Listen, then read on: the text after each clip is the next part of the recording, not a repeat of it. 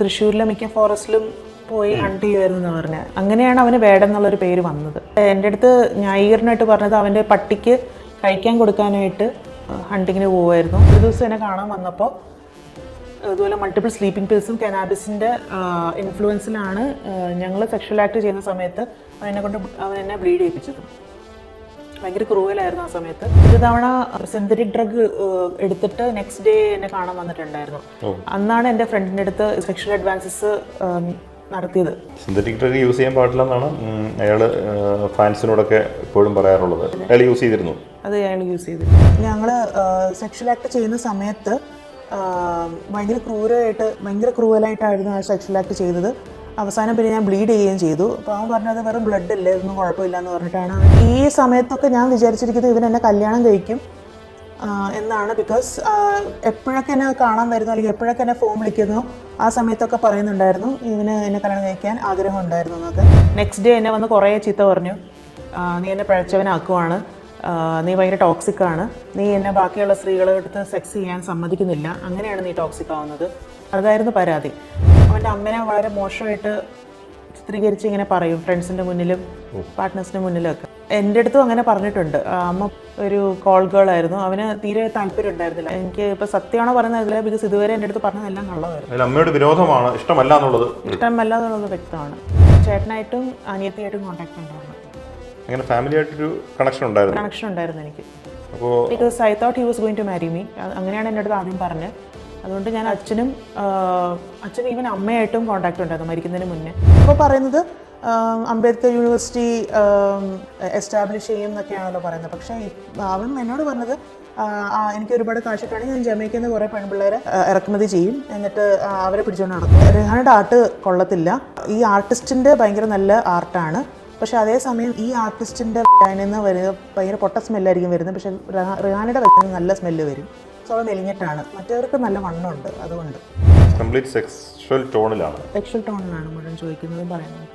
സ്ത്രീകളെ മൊത്തത്തിൽ കാണുന്നത് അങ്ങനെയാണെന്ന് തോന്നിയിട്ടുണ്ടോ? ഒരു ഒബ്ജക്റ്റായിട്ട് മാത്രം ഒരു കളിപ്പാട്ടം പോലെ കാണുന്നു.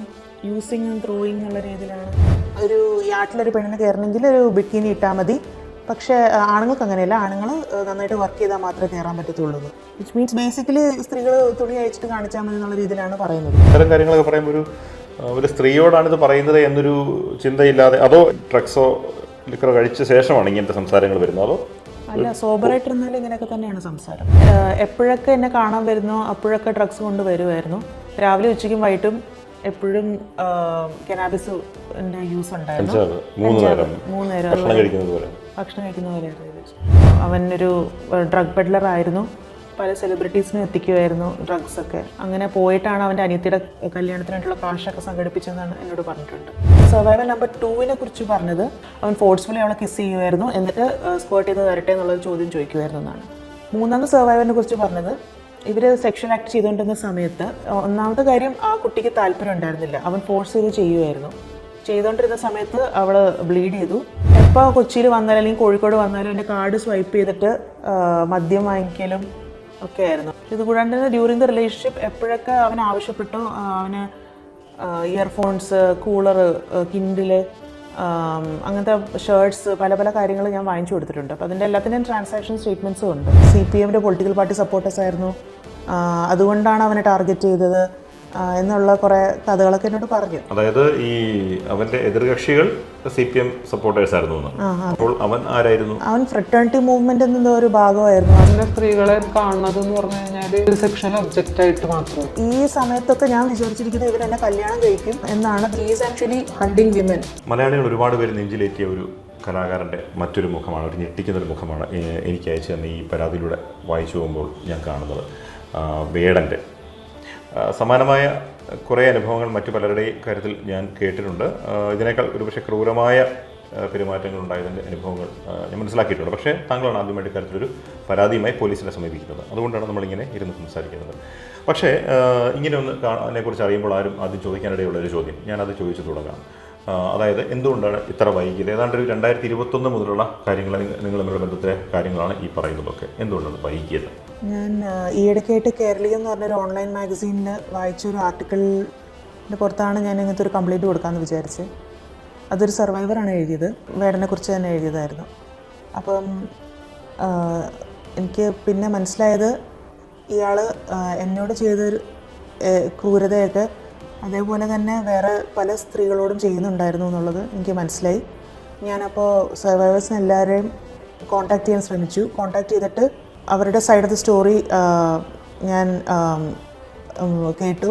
അതിനുശേഷം എനിക്ക് മനസ്സിലായി എന്നോട് പറഞ്ഞത് മുഴുവൻ കള്ളത്തരായിരുന്നെന്നും തല തിരിച്ചാണ് കാര്യങ്ങൾ പറഞ്ഞതെന്നും കുറേ കൂടെ ബ്രൂട്ടലായിട്ടുള്ള സ്റ്റോറീസൊക്കെ ആയിരുന്നു എന്നുള്ളത് എനിക്ക് മനസ്സിലായി. എന്നാണ് ഈ അടുത്താണ് ഈ സർവൈവറുടെ അനുഭവം വായിച്ചത്? എനിക്ക് തോന്നുന്നത് ഒരു മാസം മുമ്പാണ് അല്ലേ? ഒരു മാസം മുമ്പ് എന്നെക്കുറിച്ച് പറഞ്ഞതൊക്കെ ഇവരുടെ സെക്ഷൽ ആക്ടിൻ്റെ സമയത്ത് ഈ കുട്ടിക്ക് ശരിക്കും സത്യം പറഞ്ഞാൽ താല്പര്യം ഉണ്ടായിരുന്നില്ല. അതവൻ ഫോഴ്സ് ചെയ്ത് ചെയ്യിപ്പിക്കുമായിരുന്നു. ചെയ്ത സമയത്ത് ബ്ലീഡ് ചെയ്യുകയും ചെയ്തു എന്നാണ് പറഞ്ഞത്. അപ്പോൾ ഇത് പക്ഷേ എന്നോട് പറഞ്ഞതെന്ന് വെച്ചാൽ അവനെ അവളെ ബ്ലീഡ് ചെയ്യിപ്പിച്ചു, അവനെ അബ്യൂസ് ചെയ്തു എന്നുള്ള രീതിയിലാണ് അവൻ എൻ്റെ അടുത്ത് തിരിച്ചും മറിച്ചുമൊക്കെ പറഞ്ഞത്. അപ്പോൾ ഞാനത് വിചാരിച്ചുകൊണ്ടിരുന്നത് ഫേക്ക് കംപ്ലൈൻ്റ് ആയിരുന്നു എന്നുള്ള രീതിയിലാണ്. അപ്പം അങ്ങനെ ആ കുട്ടിയെടുത്ത് പക്ഷേ പിന്നീട് ഞാൻ സംസാരിച്ചപ്പോഴാണ് മനസ്സിലായത് അതൊക്കെ ഉൾക്കൊള്ളത്തരമായിരുന്നു എന്നുള്ളത്. യഥാർത്ഥത്തിൽ താങ്കളുടെ അനുഭവമായിട്ട് അതിന് വളരെ സിമിലാരിറ്റി ഉണ്ടായിരുന്നു എന്നാണ് മനസ്സിലാക്കിയത് അല്ലേ? അതെ, വളരെ സിമിലാരിറ്റി. എങ്ങനെയാണ് താങ്കളുടെ അനുഭവം എങ്ങനെയായിരുന്നു ആദ്യം പറഞ്ഞിട്ട്? ഞങ്ങൾ മെസ്സേജ് അയക്കാൻ തുടങ്ങിയത് 2021 ഏപ്രിൽ മാസത്തിലാണ്. ആ സമയത്ത് ഒരു കോവിഡ് സമയമായിരുന്നു. ഞങ്ങൾക്ക് അങ്ങോട്ടും ഇങ്ങോട്ടും കാണാൻ പറ്റിയിരുന്നില്ല. പക്ഷെ ഞങ്ങൾ അങ്ങോട്ടും ഇങ്ങോട്ടും മെസ്സേജ് അയക്കുമായിരുന്നു. നമ്പേഴ്സ് അങ്ങോട്ടും ഇങ്ങോട്ടും ഷെയർ ചെയ്തു, സംസാരിച്ചു തുടങ്ങി. പിന്നീട് അങ്ങോട്ട് നമ്മുടെ റിലേഷൻഷിപ്പ് കുറച്ചും കൂടെ സ്ട്രോങ്ങർ ആവാൻ തുടങ്ങി. ഇതിന് ശേഷം ഒരു ജൂൺ 2021 2-ാം തീയതിയോ 3-ാം തീയതിയാണ് ഇതിനെക്കുറിച്ചുള്ള ഒരു സെക്ഷൽ അലിഗേഷൻസ് ഫേസ്ബുക്കിലൊരു പോസ്റ്റായിട്ട് വന്നത്. അത് വാഷ് എന്ന് പറഞ്ഞൊരു ഓൺലൈൻ പ്ലാറ്റ്ഫോമിലാണ് വന്നത്. അപ്പോൾ പല സ്ത്രീകളും അത് കൊടുത്തതായിട്ട് ഞാൻ ശ്രദ്ധിച്ചു. എൻ്റെ ഒരു ഫ്രണ്ടാണ് എനിക്ക് അയച്ചത്. അത് കണ്ട് ഞാൻ ആദ്യം ഭയങ്കര ഷോക്കായിപ്പോയി. ഞാൻ അവൻ്റെ അടുത്ത് കൺഫ്രണ്ട് ചെയ്തു, അതായത് ഫോണിൽ കൂടെയാണ് കൺഫ്രണ്ട് ചെയ്തു. അപ്പോൾ അവൻ പറഞ്ഞത് മുഴുവൻ കള്ളമാണ്, ഫേക്കാണെന്നുള്ള രീതിയിലാണ് പറഞ്ഞത്. ഞാൻ ആദ്യം അത് വിശ്വസിച്ചില്ലെങ്കിലും പിന്നീട് ഞാൻ ആലോചിച്ചു, ഇവൻ ദളിതായതുകൊണ്ട് ചിലപ്പോൾ ആൾക്കാർ അവനെ ടാർഗറ്റ് ചെയ്യുന്നതാണെന്നും അവൻ may be he's making other people uncomfortable through his politics എന്നുള്ള രീതിയിൽ അങ്ങനെ ബാക്കിയുള്ള എല്ലാവരും അൺകംഫർട്ടബിൾ ആക്കുന്നത് കൊണ്ടായിരിക്കും എല്ലാവരും ഇവനെ ടാർഗറ്റ് ചെയ്യുന്നത് ഞാൻ വിചാരിച്ചത്. ഞാൻ ഭയങ്കരമായിട്ട് ഒരു ഇൻസ്പയർഡ് ആയിരുന്നു ഇവൻ്റെ ദളിത് പൊളിറ്റിക്സിനെ കുറിച്ച് സംസാരിക്കുന്നത്. ഞാൻ നല്ലൊരു സപ്പോർട്ടറായിരുന്നു അതിൻ്റെ.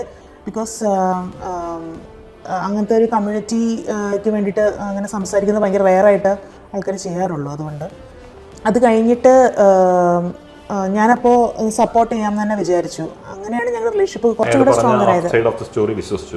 അതെ, അയാൾ പറഞ്ഞ സൈഡ് ഓഫ് ദ സ്റ്റോറി വിശ്വസിച്ചു. അപ്പോൾ കുറച്ചും കൂടെ ഞാൻ സപ്പോർട്ട് ഓഫർ ചെയ്തു. ഞങ്ങളുടെ റിലേഷൻഷിപ്പ് കുറച്ചും കൂടെ സ്ട്രോങ്ങറായി. അങ്ങനെ അവനൊരു ദിവസം ഓഗസ്റ്റ് 2021 എന്നെ കാണാൻ വന്നു. എന്നെ കാണാൻ വന്നത് അതുപോലെ തന്നെ കോവിഡ് ടൈമിൻ്റെ സമയത്തായിരുന്നു. ഒരു ഉച്ച സമയത്താണ് എന്നെ കാണാൻ വന്നത്. ട്രെയിൻ പിടിച്ചാണ് വന്നത്. എന്നെ കാണാൻ വന്നു.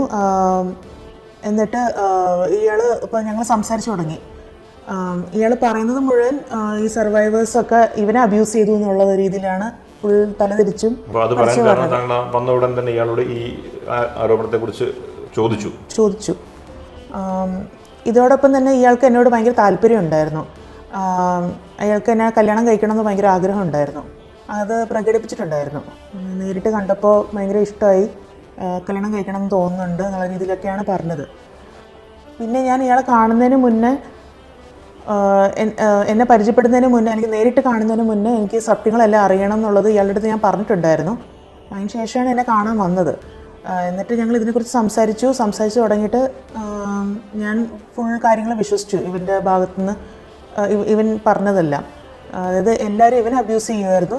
ഇത് ഇവനെ ബ്ലീഡ് ചെയ്യിപ്പിച്ചു, ഇവനെ ഹരാസ് ചെയ്തു എന്നുള്ള രീതിയിലൊക്കെയാണ് ഇവൻ പറയുന്നത്. ഇവരൊക്കെ പൊളിറ്റിക്കൽ പാർട്ടി സപ്പോർട്ടേഴ്സ്, ലൈക്ക് CPMൻ്റെ പൊളിറ്റിക്കൽ പാർട്ടി സപ്പോർട്ടേഴ്സ് ആയിരുന്നു, അതുകൊണ്ടാണ് അവനെ ടാർഗറ്റ് ചെയ്തത് എന്നുള്ള കുറേ കഥകളൊക്കെ എന്നോട് പറഞ്ഞു. അതായത് ഈ അവൻ്റെ എതിർകക്ഷികൾ CPM സപ്പോർട്ടേഴ്സ് ആയിരുന്നു. അപ്പോൾ അവൻ ആരായിരുന്നു, എന്തായിരുന്നു അവൻ്റെ ഐഡിയോളജി എന്ന്? അവൻ്റെ ഐഡിയോളജി എന്ന് പറയുന്നത് അവൻ ഫ്രറ്റേണിറ്റി മൂവ്മെൻറ്റിൽ നിന്ന് ഒരു ഭാഗമായിരുന്നു ആ സമയത്ത് നിന്നാണ് ഞാൻ അറിഞ്ഞത്. ഇപ്പോൾ ആൾ ലെഫ്റ്റ് സപ്പോർട്ടറായിട്ട് ആണ് ഇപ്പോൾ പൊതുവേദികളിൽ നിൽക്കുന്നത്. അതുകൊണ്ടാണ് അന്നത്തെ ലീനിയൻസ് എങ്ങനെയാണെന്ന് ചോദിച്ചത്. അതുകൊണ്ടാണ്. ഓക്കെ, ഈ പറഞ്ഞതിൻ്റെ ബാക്കി ഇപ്പോൾ കാണാൻ വന്ന ശേഷം ഉണ്ടായ കാര്യങ്ങളെക്കുറിച്ച് പറഞ്ഞു വന്നത്. കോഴിക്കോട്ടാണ് വരുന്നത് അല്ലേ? കോഴിക്കോട് അപ്പാർട്ട്മെൻറ്റിൽ വെച്ചിട്ടാണ് എന്നെ കാണാൻ വന്നത്. അന്ന് വന്നപ്പോഴും ഫോണിൽ കൂടെ എൻ്റെ അടുത്ത് പറഞ്ഞ കാര്യം കൂടെയാണ്. ഞാൻ അവരുടെ കാല് പിടിച്ച് ഞാൻ അപ്പോളജൈസ് ചെയ്തതാണ് അവരുടെ അടുത്ത്. പിന്നെ എന്തിനാണ് എന്നെ ടാർഗറ്റ് ചെയ്യുന്നതെന്ന് അവൻ ചോദിച്ചു എന്നുള്ളത്. അവൻ അപ്പോളജൈസ് ചെയ്തു എന്നുള്ള രീതിയിലാണ് എന്നോട് പറഞ്ഞത്. പിന്നീടാണ് എനിക്ക് മനസ്സിലായത് ഇവൻ ഇതുവരെ അവരാരെയും റീച്ച് ഔട്ട് ചെയ്തിട്ടും ഇല്ല, അപ്പോളജൈസ് ചെയ്തിട്ടില്ല. അവൻ്റെ ഫ്രണ്ട് തന്നെ എന്നോട് പറഞ്ഞിട്ടുണ്ട്, വെറുതെ ആൾക്കാരെ കാണിക്കാൻ വേണ്ടിയിട്ട് മാത്രം ഇത് പോസ്റ്റ് ഇട്ടതാണെന്നുള്ള രീതിയിൽ അവൻ്റെ ഏറ്റവും ക്ലോസസ്റ്റ് ഫ്രണ്ട് തന്നെ എന്നോട് പറഞ്ഞിട്ടുണ്ട്. അത് ഈ അലിഗേഷൻസ് വന്നപ്പോൾ അപ്പോളജി എന്തോ പോസ്റ്റ് ചെയ്തു അല്ലേ? ഫേസ്ബുക്കിലാണോ? അതെ, ഫേസ്ബുക്കിലായിരുന്നു. ഫേസ്ബുക്ക് വാഷ് എന്ന് പറഞ്ഞൊരു പേജിലായിരുന്നു. വിമൺ അഗൈൻസ്റ്റ് സെക്ഷൽ ഹാരാസ്മെന്റ് എന്ന് പറഞ്ഞൊരു ഓൺലൈൻ. അവിടെ അലിഗേഷൻ വന്നു. അപ്പോൾ അപ്പോളജി പോസ്റ്റ് ചെയ്ത് എവിടെയാണ്? അപ്പോളജി പോസ്റ്റ് ചെയ്തത് അവൻ ഇൻസ്റ്റാഗ്രാമിലായിരുന്നു. താങ്കൾക്ക് അത്രയധികം ഈ പരാതിയിൽ പറയുന്ന തരത്തിലുള്ള അനുഭവങ്ങൾ ഉണ്ടായത് എങ്ങനെയാണ്, എവിടെ വെച്ചാണ് എന്ന്? ഇതുപോലെ കല്യാണം കഴിക്കും എന്നൊക്കെ പറഞ്ഞു. ഞങ്ങൾ കുറച്ചു നേരം സംസാരിക്കാൻ തുടങ്ങി. ഒരു അറ്റ് എ പോയിന്റ് അവൻ എന്നോട് ചോദിച്ചു ഞാൻ കിസ് ചെയ്തോട്ടെ എന്ന് ചോദിച്ചപ്പോൾ ഞാൻ കൺസെൻറ്റ് കൊടുത്തു അതിന്. ഞാനത് കൊടുത്തതിന് ശേഷം അവൻ പിന്നീട് ഒരു മൂവ്മെൻറ്റ് ഉണ്ടാക്കിയത് ഒരു സെക്ഷൽ രീതിയിലായിരുന്നു. അപ്പോൾ ഞാൻ പറഞ്ഞു എനിക്കപ്പോൾ ചെയ്യാൻ താല്പര്യമില്ല, പിന്നീട് എപ്പോഴെങ്കിലും ചെയ്താൽ പോരെ എന്നുള്ള രീതിയിൽ പറഞ്ഞപ്പോൾ അവൻ പറഞ്ഞു നിൻ്റെ ശരീരം വെളിച്ചത്ത് കാണാൻ കൊള്ളില്ല എന്ന് വിചാരിച്ചിട്ടല്ലേ നീ അങ്ങനെ പറയുന്നതെന്നുള്ളത് പറഞ്ഞു എൻ്റെ അടുത്ത്. അപ്പോൾ എനിക്കത് കുറച്ച് ബോഡി ഷെയ്മിങ് ആയിട്ട് തോന്നി, അങ്ങനെ ഇൻസൾട്ട് ചെയ്ത പോലെ എനിക്ക് തോന്നി. However he still continue to do the same thing. നിർബന്ധിച്ചാണ് ചെയ്തത്. ആ സമയത്ത് പറയുന്നത്. ഇത് കഴിഞ്ഞിട്ട് പിന്നെ ഞാൻ ഇടയ്ക്കിടയ്ക്ക് ഇവൻ എന്നെ കാണാൻ വരുന്നുണ്ടായിരുന്നു. ഒരു തവണ കോഴിക്കോട് എന്നെ കാണാൻ വന്ന സമയത്ത് അത് മാർച്ച് 30, 2022 കോഴിക്കോട് അപ്പാർട്ട്മെൻറ്റിൽ വീണ്ടും വന്നിട്ടുണ്ടായിരുന്നു കാണാൻ. അന്ന് ആ സമയത്ത് അവൻ ഡ്രഗ്സ് എന്തൊക്കെ എടുത്തിട്ടുണ്ടായിരുന്നു, അതെന്നോട് പറഞ്ഞിട്ടുണ്ടായിരുന്നു. കുറച്ച് പിൽസും പിന്നെ കാനാബിസിൻ്റെ ഒരു കോമ്പിനേഷൻ പോലെ എടുത്തതായിരുന്നു എന്നാണ് പറഞ്ഞത്. എന്നിട്ട് അവൻ വന്നു ഞങ്ങൾ സെക്ഷൽ ആക്ട് ചെയ്യുന്ന സമയത്ത് ഭയങ്കര ക്രൂവലായിട്ടായിരുന്നു ആ സെക്ഷൽ ആക്ട് ചെയ്തത്. അവസാനം പിന്നെ ഞാൻ ബ്ലീഡ് ചെയ്യുകയും ചെയ്തു. അപ്പോൾ അവൻ പറഞ്ഞത് വെറും ബ്ലഡ് അല്ലേ, ഇതൊന്നും കുഴപ്പമില്ല എന്ന് പറഞ്ഞിട്ടാണ് അവൻ ഡിസ്മിസ് ചെയ്തത് ആ കാര്യം. ഇത് കഴിഞ്ഞിട്ട് ഞാൻ കൊച്ചിയിലേക്ക് ഷിഫ്റ്റ് ചെയ്തു. എൻ്റെ ഒരു വർക്കിന് വേണ്ടിയിട്ട് ഞാൻ ഷിഫ്റ്റ് ചെയ്തതാണ്. അപ്പോൾ കൊച്ചിയിൽ അപ്പാർട്ട്മെൻറ്റിൽ എന്നെ കാണാൻ വന്നിട്ടുണ്ടായിരുന്നു. ഈ സമയത്തൊക്കെ ഞാൻ വിചാരിച്ചിരിക്കുന്നത് ഇവൻ എന്നെ കല്യാണം കഴിക്കും എന്നാണ്. ബിക്കോസ് എപ്പോഴൊക്കെ എന്നെ കാണാൻ വരുന്നു അല്ലെങ്കിൽ എപ്പോഴൊക്കെ എന്നെ ഫോൺ വിളിക്കുന്നോ ആ സമയത്തൊക്കെ പറയുന്നുണ്ടായിരുന്നു ഇവന് എന്നെ കല്യാണം കഴിക്കാൻ ആഗ്രഹം ഉണ്ടായിരുന്നു എന്നൊക്കെ. ഒരു തവണ എൻ്റെ അടുത്ത് പറഞ്ഞു നമുക്ക് 2 വർഷത്തിനുള്ളിൽ കല്യാണം കഴിച്ചിട്ട് അങ്ങോട്ടും ഇങ്ങോട്ടും വീട്ടിൽ ഒരേ വീട്ടിലേക്ക് മാറാം, കുട്ടികളുണ്ടാവുകയാണെങ്കിൽ കുറച്ച് ദിവസം എൻ്റെ കൂടെയും കുറച്ച് ദിവസം നിൻ്റെ കൂടെയൊക്കെ താമസിക്കാം, അങ്ങനത്തെ ഒക്കെ പ്ലാൻ വയ്ക്കുന്നുണ്ടായിരുന്നു. എൻ്റെ അടുത്ത് പറയുന്നുണ്ടായിരുന്നു ഇതൊക്കെ.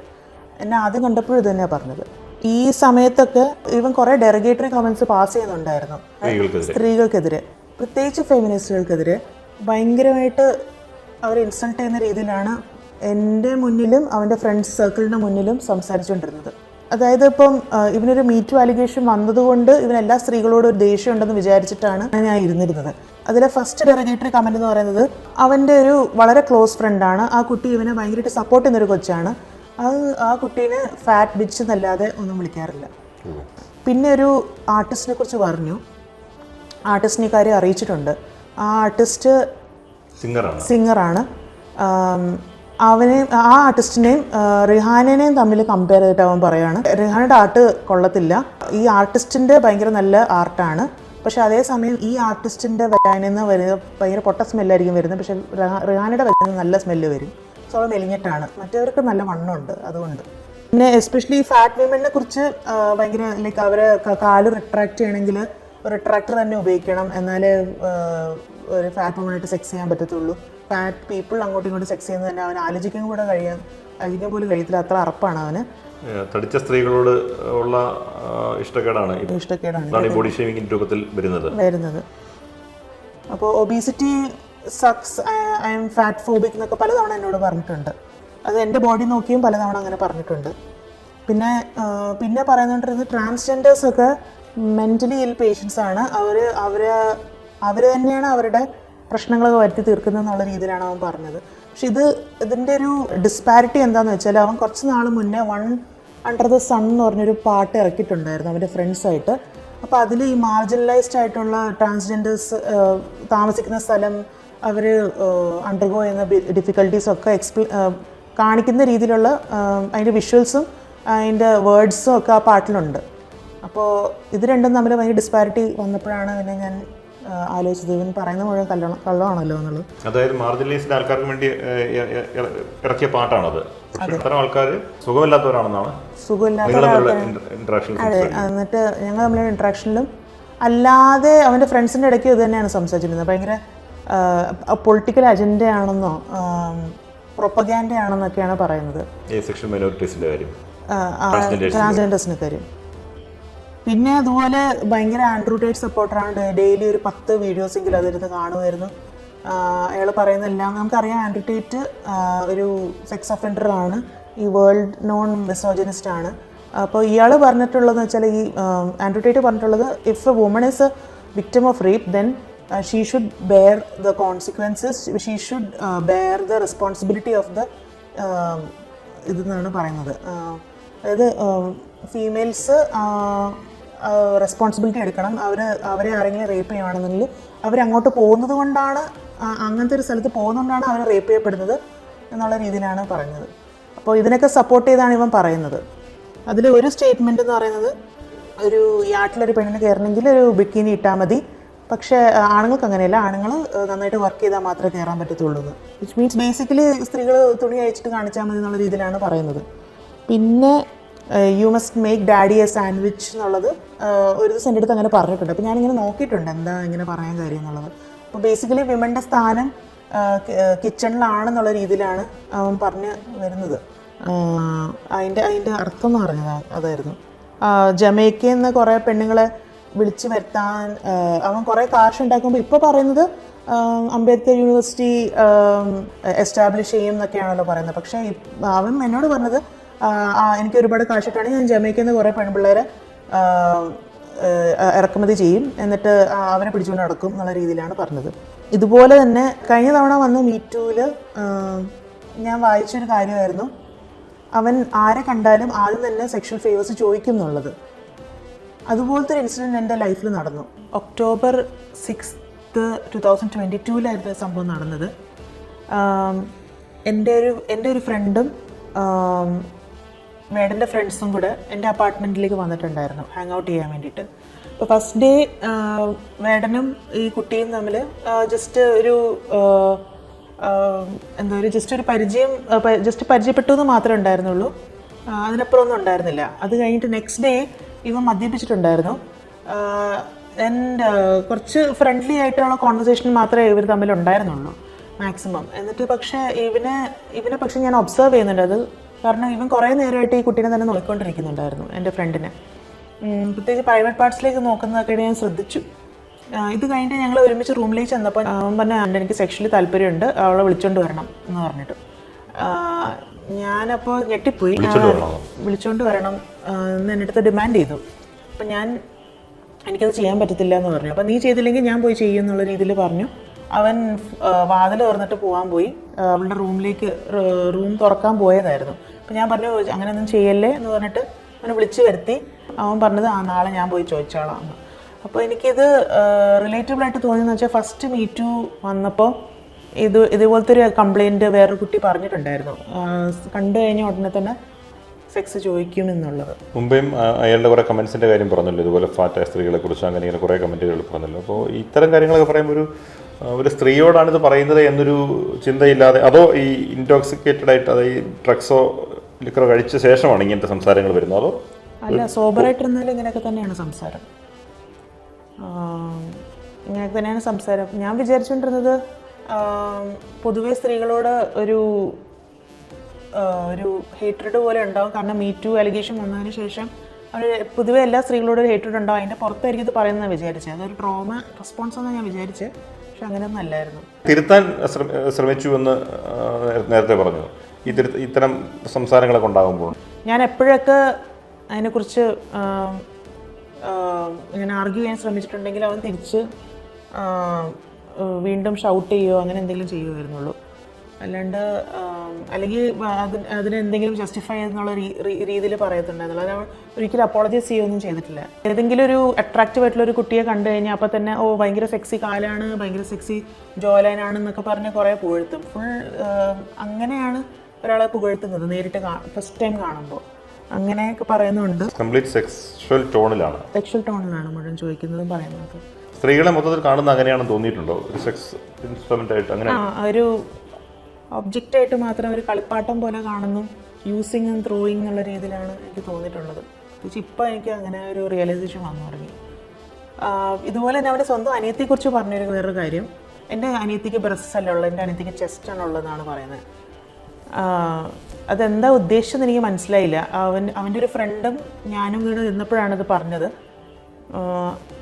അത് ഫീമെയിൽ ബ്രസ്റ്റിനെ ഡീഗ്രേഡ് ചെയ്ത് പറഞ്ഞതാണോ അതോ മെയിൽ ചെസ്റ്റ് കുറേ കൂടെ ബെറ്റർ ആണെന്നുള്ള രീതിയിലാണ്, അതോ മെയിൽസ് ബെറ്റർ ദാൻ ഫീമെയിൽസ് അങ്ങനത്തെ ഒരു രീതിയിലാണോ പറഞ്ഞതെന്ന് അറിയത്തില്ല.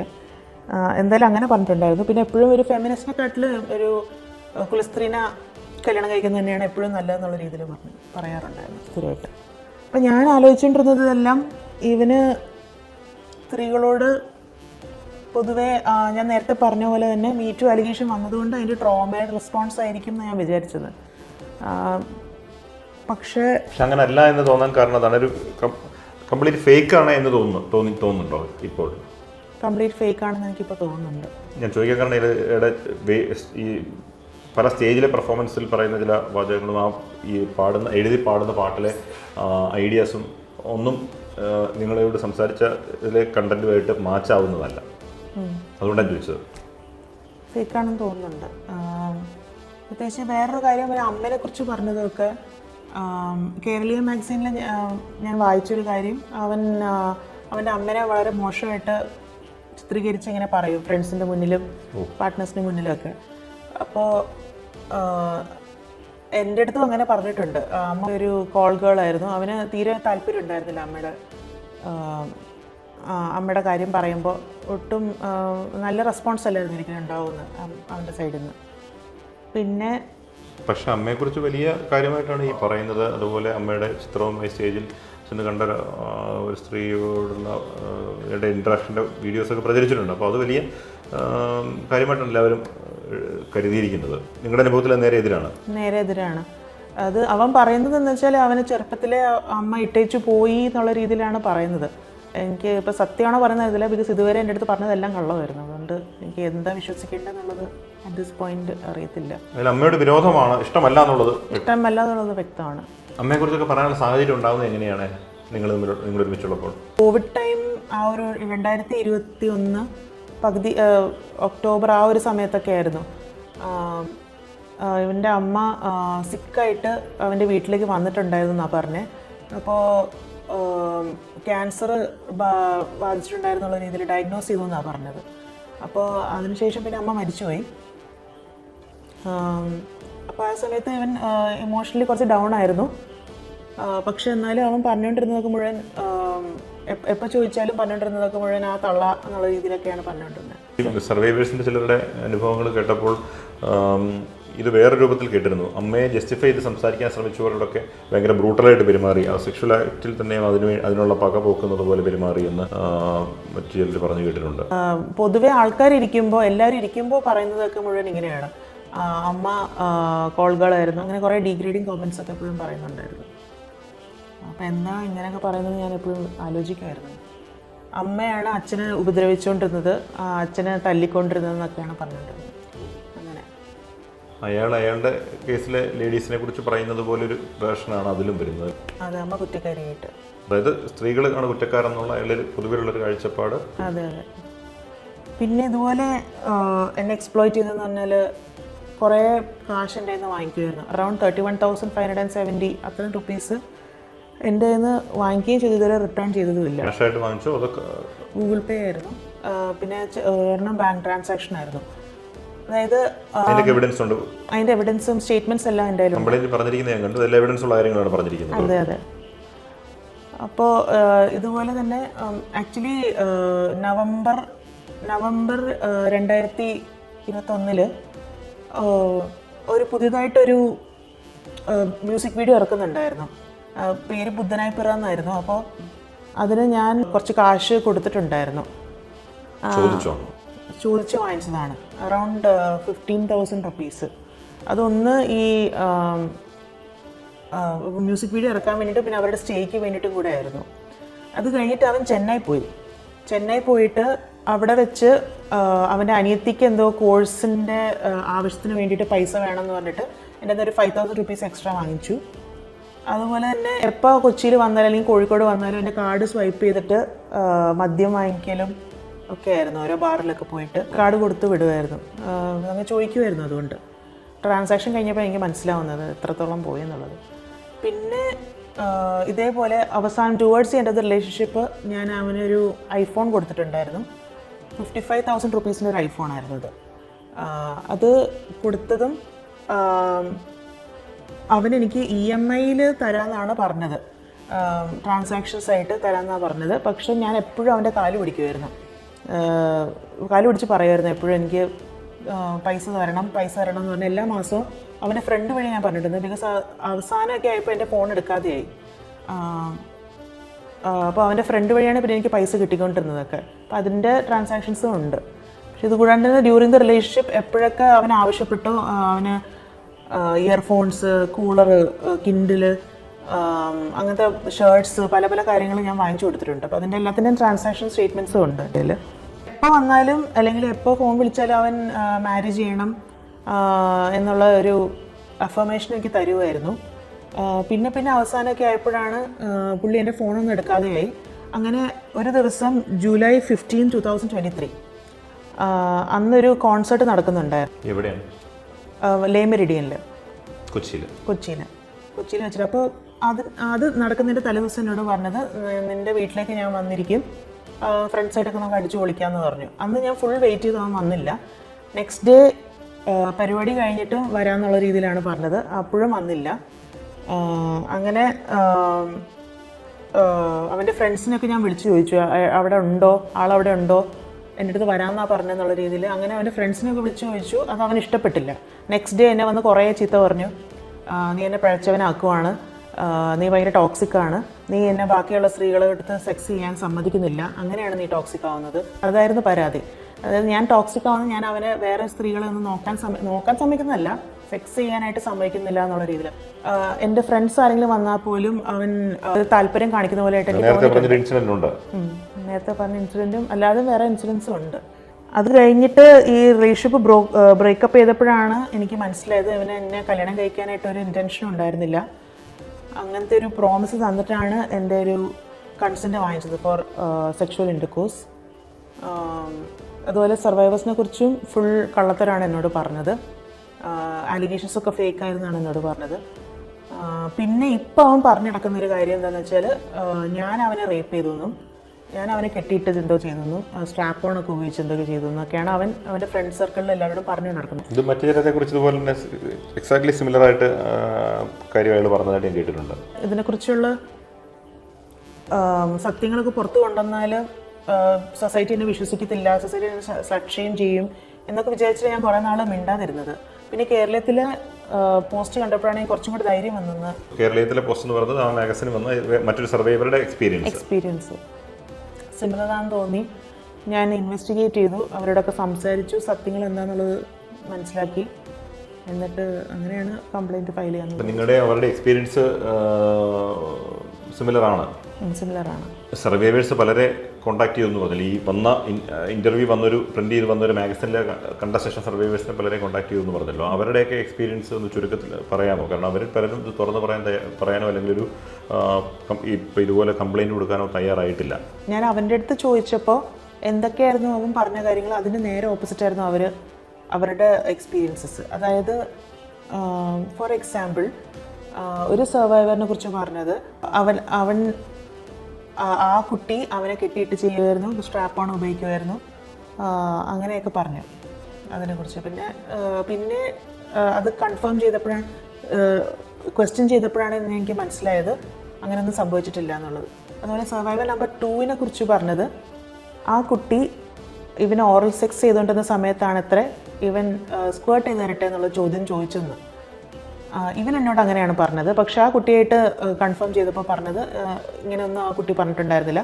അവൻ ഫോഴ്സ്ഫുള്ളി അവളെ കിസ് ചെയ്യുമായിരുന്നു, എന്നിട്ട് സ്ക്വേർട്ട് ചെയ്ത് തരട്ടെ എന്നുള്ളത് ചോദ്യം ചോദിക്കുമായിരുന്നു എന്നാണ്. മൂന്നാമത് സർവൈവറിനെ കുറിച്ച് പറഞ്ഞത്, ഇവർ സെക്ഷൽ ആക്ട് ചെയ്തുകൊണ്ടിരുന്ന സമയത്ത് ഒന്നാമത്തെ കാര്യം ആ കുട്ടിക്ക് താല്പര്യം ഉണ്ടായിരുന്നില്ല, അവൻ ഫോഴ്സ് ചെയ്ത് ചെയ്യുമായിരുന്നു. ചെയ്തുകൊണ്ടിരുന്ന സമയത്ത് അവൾ ബ്ലീഡ് ചെയ്തു, എന്നിട്ട് അവനത് മൈൻഡ് ആക്കുന്നില്ല. പക്ഷേ ഇവൻ എന്നോട് പറഞ്ഞതെന്ന് വെച്ചാൽ ഇവൾ ഓറൽ സെക്സ് ചെയ്തുകൊണ്ടിരുന്ന സമയത്ത് അവൻ്റെ അവിടെ ബ്ലീഡ് ചെയ്തു. പക്ഷെ അതൊരു ഫിസിക്കലി ഇമ്പോസിബിൾ ആയിട്ടുള്ളൊരു കാര്യമാണ്. കാരണം അതിനെന്തായാലും സർജറിയൊക്കെ ആവശ്യം വരും. പിന്നീട് ആൾക്ക് സെക്ഷൽ ആക്ട് പോലും ചെയ്യാൻ പറ്റത്തില്ല. അങ്ങനത്തെ കുറേ കള്ളങ്ങളാണ് പറഞ്ഞിട്ടുണ്ടായിരുന്നത്. ഇതൊക്കെ കേൾക്കുമ്പോൾ താങ്കളുടെ എക്സ്പീരിയൻസുമായിട്ട് സിമിലറാണെന്ന് തോന്നി. ഈ ഡ്രഗ്സ് യൂസ് ചെയ്യുന്നതായിട്ട് ഒരു വലിയ അലിഗേഷൻ വന്നിട്ടുണ്ടല്ലോ. അതിപ്പം നേരത്തെ പറഞ്ഞപ്പോൾ നിങ്ങൾ ഒരുമിച്ചുള്ളപ്പോഴും അത് ഉണ്ടായിരുന്നു എന്ന് പറഞ്ഞു. അതെങ്ങനെയാണ്? ഡ്രഗ്സ് എപ്പോഴൊക്കെ എന്നെ കാണാൻ വരുന്നോ അപ്പോഴൊക്കെ ഡ്രഗ്സ് കൊണ്ട് വരുമായിരുന്നു. രാവിലെ ഉച്ചയ്ക്കും വൈകിട്ടും എപ്പോഴും കനാബിസ് യൂസ് ഉണ്ടായിരുന്നു. 3 നേരം ഭക്ഷണം കഴിക്കുന്ന പോലെ. പിന്നെ ഒരു തവണ സിന്തറ്റിക് ഡ്രഗ് എടുത്തിട്ട് നെക്സ്റ്റ് ഡേ എന്നെ കാണാൻ വന്നിട്ടുണ്ടായിരുന്നു. അന്നാണ് എൻ്റെ ഫ്രണ്ടിൻ്റെ അടുത്ത് ഇതുപോലെ സെക്ഷൽ അഡ്വാൻസസ് നടത്തിയത്. സിന്തറ്റിക് ഡ്രഗ് യൂസ് ചെയ്യാൻ പാടില്ല എന്നാണ് അയാൾ ഫാൻസിനോടൊക്കെ എപ്പോഴും പറയാറുള്ളത്, പെർഫോമൻസിനിടയിൽ വല്ലാതെയൊക്കെ പറയാറുള്ളത്. അത് അയാൾ യൂസ് ചെയ്തിരുന്നു. പറഞ്ഞതാണോ കണ്ടതാണോ? പറഞ്ഞതാണ്. കോളനിയിൽ വളർന്നു വന്നുകൊണ്ടാണോ എന്ന് എനിക്കറിയത്തില്ല. അങ്ങനെയാണ് പറയുന്നത് എന്നോട്. ദാറ്റ് അവനൊരു ഡ്രഗ് പെഡ്ലർ ആയിരുന്നു, പല സെലിബ്രിറ്റീസിനും എത്തിക്കുമായിരുന്നു ഡ്രഗ്സൊക്കെ. ആ രീതിയിലാണ് എന്നോട് പറഞ്ഞിട്ടുള്ളത്. അവിടുത്തെ ഗുണ്ടകളായിട്ട് ലൈക്ക് ഒരു കമ്പാനിയൻഷിപ്പ് എസ്റ്റാബ്ലിഷ് ചെയ്തതിന് ശേഷം ഇതുപോലെ ഡ്രഗ് പെഡ്ലിങ്ങിന് പോവുമായിരുന്നു. അങ്ങനെ പോയിട്ടാണ് അവൻ്റെ അനിയത്തിയുടെ കല്യാണത്തിനായിട്ടുള്ള കാശൊക്കെ സംഘടിപ്പിച്ചതെന്ന് എന്നോട് പറഞ്ഞിട്ടുണ്ട്. ഏത് പ്രായം മുതലെന്ന്? ഐ തിങ്ക് ഒരു 14 വയസ്സ് തൊട്ട് അങ്ങനെ ഉണ്ട്. എവിടെ? തൃശ്ശൂർ സ്വന്തം നാട്ടിലാണോ? സ്വന്തം നാട്ടിൽ നിന്നായിരുന്നു. ഒരു ഇനീഷ്യലി അവർ പാലക്കാട് എങ്ങാണ്ടായിരുന്നു. അത് കഴിഞ്ഞിട്ടാണ് പിന്നെ തൃശ്ശൂരിലേക്ക് വന്നത്. അങ്ങനെയായിരിക്കാം ഇത് യൂസ് ചെയ്യുന്ന ഒരു സ്വഭാവത്തിലേക്ക് വന്നതെന്ന് തോന്നി. അപ്പോഴും സിന്തറ്റിക് ഡ്രഗ്സിൻ്റെ കാര്യങ്ങൾ ഉണ്ട്. അതിനടിപ്പം ഈ കേസുണ്ടായത് കഞ്ചാവിൻ്റെ കാര്യത്തിലാണ്. അതിന് അഡിക്റ്റ് ആയിരുന്നു എന്ന് തന്നെ മനസ്സിലാവുന്നു അല്ലേ? കാരണം നിങ്ങളോട് ഈ ക്രൂരമായിട്ട് പെരുമാറുമ്പോഴൊക്കെ അതിൻ്റെ ഇൻഫ്ലുവൻസിലായിരുന്നു. ഇവന് സൈക്യാട്രി കൺസൾട്ടേഷൻ ഞാൻ ഫിക്സ് ചെയ്ത് കൊടുക്കുമായിരുന്നു, തിങ്കിങ് ദാറ്റ് അവന് ഒരു ബാഡ് എക്സ്പീരിയൻസ്, ലൈക്ക് അവന് ഡിപ്രഷൻ ഉണ്ടെന്ന് വിചാരിച്ച് ഞാൻ അവനെ സഹായിക്കാൻ ചെന്നതാണ്. കുറേ സൈക്കാട്രി കൺസൾട്ടേഷൻസ് ഞാൻ തന്നെ ബുക്ക് ചെയ്ത് കൊടുക്കുമായിരുന്നു. 300 rupees ഈച്ച് ഫോർ ഈ സെഷൻ.